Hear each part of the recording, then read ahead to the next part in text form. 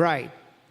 Pride blocks God's grace and leads to destruction, while humility invites His favor. Sino pong gusto ng pabor ng Diyos? Gusto kong i-anunsyo, napakahirap mabuhay ka na wala na ang pabor ng Diyos sa iyo. Ang gabi, gawin mong araw. Ang araw, gawin mong gabi.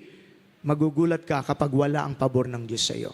Pag nasa yung pabor ng Diyos, yung maliit, kayang paramihin niya ng ating Panginoon. Purihin ang Diyos. The key to that is really to guard yourself na pinapractice ang humility and you guard against this spirit called pride. Pride is the root of sin. Alam nating lahat na ang dahilan po ng pagbagsak ng tao ay dahil sa kasalanan. Pero ano ang ugat ng kasalanan? It's pride. It's a kind of attitude that wants to be independent from God. I don't need you anymore.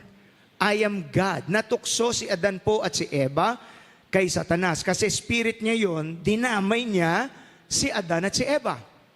Talaga ba? Sinabi ng Diyos, kung kakainin niyo ang bunga ng pagkaalam ng tama, bunga ng pagkaalam sa tama at masama, mamamatay kayo? Hindi naman. So pinagduda niya ang tao. At pagkatapos, he went further into saying, kapag kinain niyo yan, magiging Diyos kayo.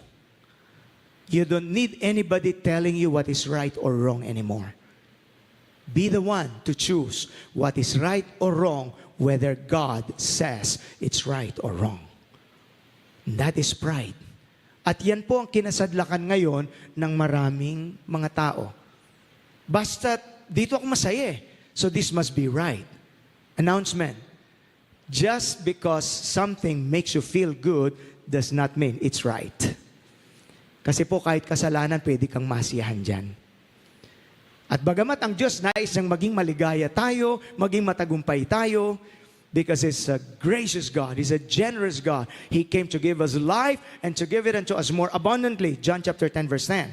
So wag natin pagdudahan, hindi killjoy ang Diyos.